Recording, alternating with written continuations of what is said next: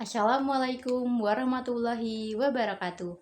Hai teman-teman semuanya. Kenalin, nama aku Syafa Gendis Anafi dari kelas 10F, nomor presensi 35. Kali ini aku akan mempresentasikan hasil pembelajaran aku terkait Kerajaan Sriwijaya, tugas sejarah. Langsung aja ke slide yang pertama, itu ada sejarah berdirinya Kerajaan Sriwijaya.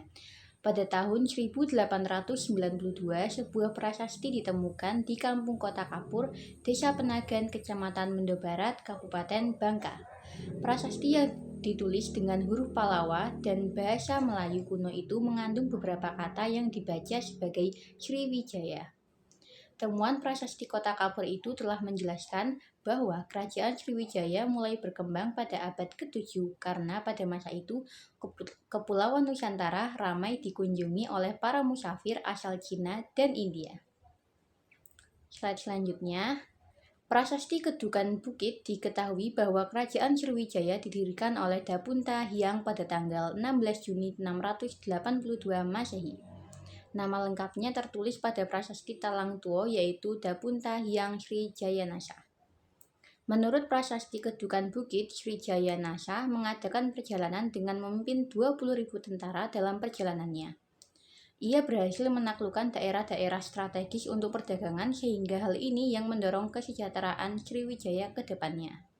Sriwijaya merupakan kerajaan yang bercorak kebudayaan India tertua ketiga. Diperkirakan Sri Jayanasa melakukannya pada awal berdiri Sriwijaya, melakukan ekspedisi pada wilayah-wilayah yang enggan tunduk pada mereka. Kita move ke bagian masa kejayaan Kerajaan Sriwijaya. Kerajaan Sriwijaya berkembang menjadi sebuah kerajaan besar sejak abad ke-7 hingga abad ke-11 Masehi. Hal ini dilihat dari kedudukan kerajaan yang mencangkup wilayah-wilayah strategis untuk menjaga dominasi perdagangan laut. Raja Dharmasetu berhasil melebarkan sayap Sriwijaya hingga semenanjung Malaya. Bahkan kerajaan ini membangun sebuah pangkalan di daerah Ligor yang memungkinkan kapal-kapal dari Cina dan India singgah. Puncak kejayaan Kerajaan Sriwijaya dimulai pada abad ke-8 hingga ke-9 di bawah kepemimpinan Raja Balaputradewa, yaitu pada 850 Masehi. Pada masa tersebut, Sriwijaya memiliki wilayah kekuasaan hingga Malaysia, Singapura, dan Thailand Selatan. Berdasarkan prasasti Nalanda, Balaputradewa merupakan anak dari Samaratungga, Raja Kerajaan Mataram kuno dari garis keturunan Syailendra. Di bawah kepemimpinan Raja Balaputradewa, Sriwijaya dikenal sebagai kerajaan maritim. Kerajaan ini membangun armada laut yang kuat dan membuat para kapal pedagang yang singgah di kerajaan ini merasa aman dari gangguan perampok.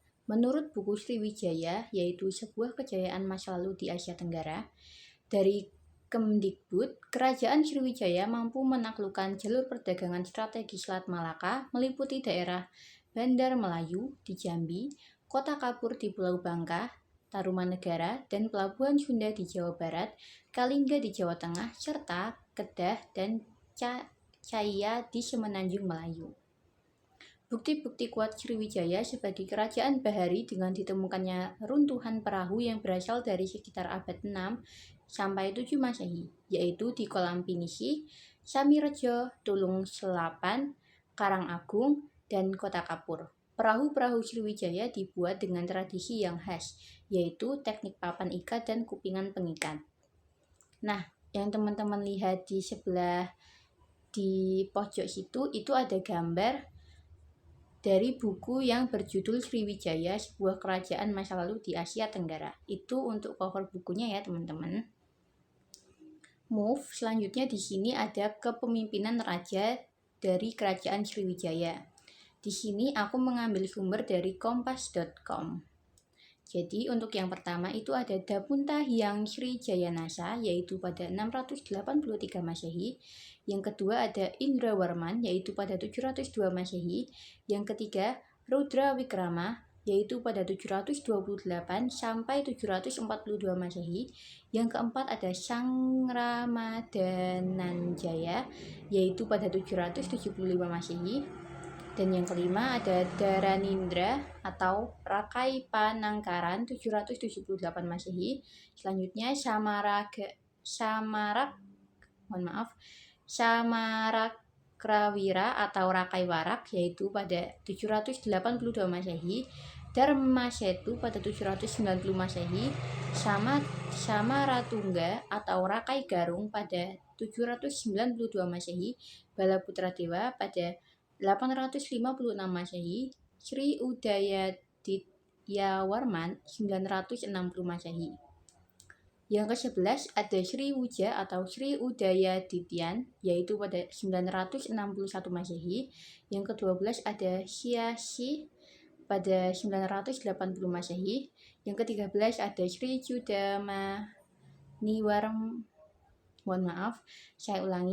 Yang ke-13 ada Sri Cudamaniwarmadewa, yaitu pada 988 Masehi.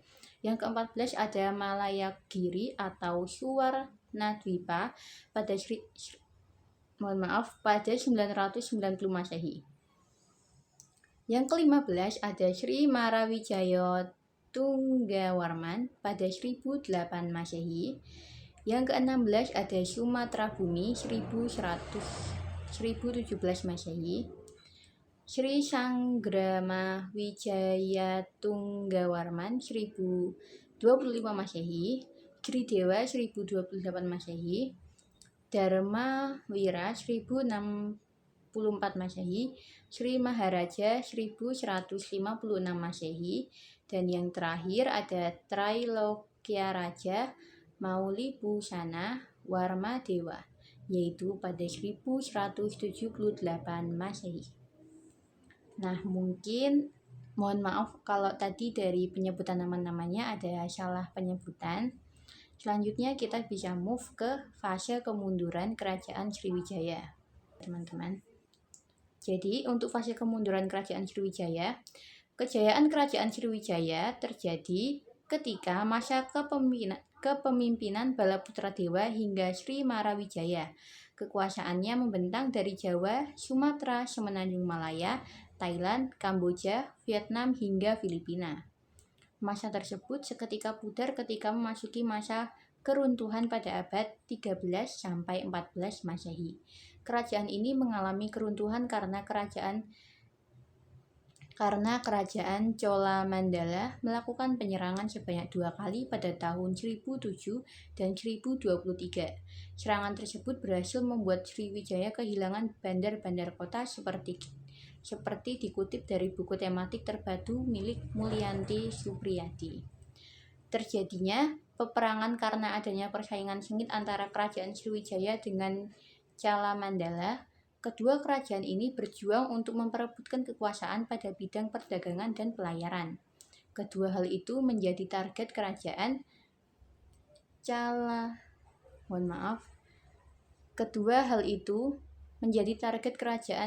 Chola-Mandala untuk menyerang Sriwijaya hingga mengalami keruntuhan. Kekalahan yang dialami Sriwijaya membuat perekonomian semakin melemah karena perdagangan yang sering berjualan terus berkurang. Kekalahan yang dialami Sriwijaya membuat perekonomian semakin melemah karena pedagang yang sering berjualan terus berkurang. Bukan hanya itu, kekuatan militer Sriwijaya ikut melemah sehingga membuat beberapa daerah melepas diri dari Sriwijaya. Alhasil, kerajaan Sriwijaya runtuh pada abad ke-13 Masehi. Sebelumnya, mohon maaf jika tadi dalam penyebutan nama kerajaan Chola-Mandala terdapat beberapa kesalahan. Kita lanjut ke penyebab runtuhnya kerajaan Sriwijaya. Itu terbagi menjadi 4.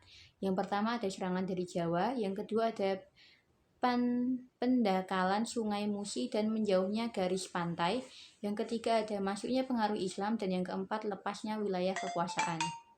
Mohon maaf ada suara notifikasi. Baik, yang pertama yaitu serangan dari Jawa. Pertikaian antara penguasa Jawa dengan Sriwijaya terjadi karena memperebutkan kawasan lalu lintas perdagangan di sekitar Selat Malaka. Lokasi tersebut menjadi titik strategis untuk melakukan aktivitas jual beli. Yang kedua, pendangkalan Sungai Musi dan menjauhnya garis pantai terjadi karena perubahan kondisi tanah sehingga mengakibatkan akses pelayaran ke Palembang tertutup. Kondisi tersebut membuat kerugian besar bagi pedagang kerajaan. Yang ketiga, pengaruh berikutnya karena masuknya persebaran Islam yang dilakukan oleh pedagang Arab dan India. Kondisi tersebut terjadi pada akhir abad ke-13 dan berakibat muncul kerajaan kecil bercorak Islam. Bercorak Islam. Misalnya, berpisahnya kerajaan Samudra Pasai di pesisir timur Aceh hingga kelak menjadi kerajaan Islam pertama di Indonesia. Selanjutnya, akibat penyerangan dari kerajaan Cholamandala membuat banyak daerah di kerajaan Sriwijaya melepas diri. Hal itu membuat kekuatan di wilayah kerajaan berani melakukan ekspansi keluar Nusantara, seperti Jambi yang melakukan pengiriman pasukan ke Cina pada 1082. Dari penyebab runtuhnya kerajaan Sriwijaya, kita akan move ke hampir slide terakhir, yaitu bukti peninggalan. Bukti peninggalan di sini terbagi menjadi 3. Yang pertama ada dalam bentuk tulisan, bentuk situs bangunan, dan bentuk arca. Kita akan membahas dari bentuk tulisan. Yang pertama ada Prasasti Kedukan Bukit. Prasasti Kedukan Bukit ditemukan di Kampung Kedukan Bukit di tepi Sungai Tatang, Palembang. Dalam prasasti itu menjelaskan mengenai perjalanan beberapa orang yang melakukan ekspedisi untuk mendapatkan kemenangan dan membuat kota di daerah tersebut yang diberi nama Sriwijaya. Yang kedua ada Prasasti Talang Tuo. Prasasti Talang Tuo menyebutkan bahwa pada tanggal 23 Maret 684 Masehi mendirikan sebuah taman yang dinamakan Sri Setra yang dapat ditanami tanaman-tanaman yang dapat dikonsumsi masyarakat untuk kemakmuran makhluk hidup di bawah kepemimpinan Sri Baginda Sri Jayanasa yang letaknya ada di Desa Gandus sebelah barat Palembang. Yang ketiga ada Prasasti Telaga Batu.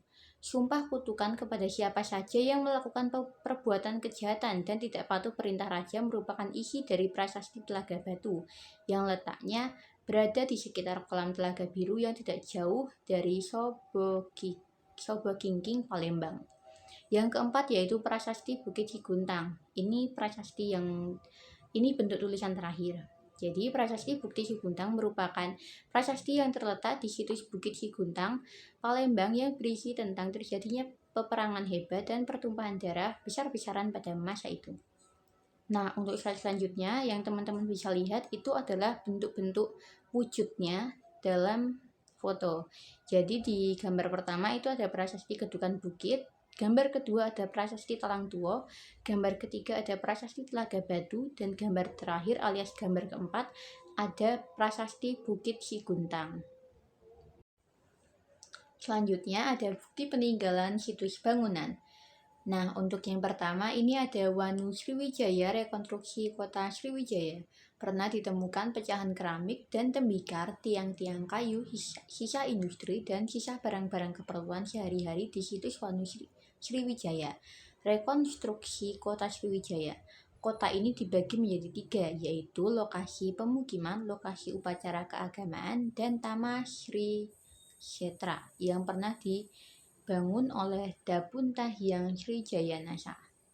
Yang kedua ada situs Karanganyar. Di sebelah selatan Bukit Siguntang, di wilayah Kelurahan Karanganyar dan Kelurahan 36 Lir, terdapat sebuah dataran rendah yang berupa rawa. Ditemukan sisa-sisa bangunan air yaitu kanal-kanal, kolam buatan, dan parit-parit kuno. Yang ketiga yaitu situs Tingkap. Situs Candi Tingkap merupakan suatu wilayah kebun karet. Ditemukannya sebuah arca Buddha dan runtuhan bangunan bata. Arca Buddha berdiri pada sebuah padmasana teratai dengan sikap tangannya Witarka Mudra dengan memakai jubah yang terletak di Desa Tingkap, Kecamatan Surulangun, Kabupaten Musirawas, Sumatera Selatan. Yang terakhir ada situs Bingin Jungut. Situs Bingin Jungut merupakan situs yang letaknya di Desa Bingin Jungut, Kecamatan Muara Kelingi, Kabupaten Musirawas, Sumatera Selatan. Di situs ini ditemukan sebuah arca Awalokiteswara yang bertangan 4 disimpan di Museum Nasional. dan sebuah arca Buddha yang belum selesai disimpan di Museum Bala Putra Dewa Palembang. Nah, di slide selanjutnya itu ada gambar-gambar dari situs-situs bangunan yang tadi aku jelasin ya teman-teman. Jadi yang gambar pertama itu ada Wanu Sriwijaya, yang kedua ada situs Karanganyar, yang ketiga ada situs Tingkap, dan yang keempat ada situs Bingin Jumut. Nah, habis dari situs bangunan, kita move ke bentuk peninggalan yang terakhir, yaitu bentuk arca. Nah, di sini aku membagi menjadi 4. Yang pertama ada arca Wairocana, arca Jambala, arca Sakyamuni, dan arca Bodhisatwa. Itu untuk yang pertama. Yang kedua ada arca Bodhisatwa Awolokiteswara, dan yang ketiga keramik Tiongkok dan kaca Persia. Terakhir Guci, Tembikar, dan Tempayan. Merupakan peninggalan kerajaan Sriwijaya yang terletak sama dengan keramik Tiongkok di Taman Purbakala Sriwijaya Palembang. Peninggalan ini berisi tentang kehidupan sehari-hari masyarakat Sriwijaya.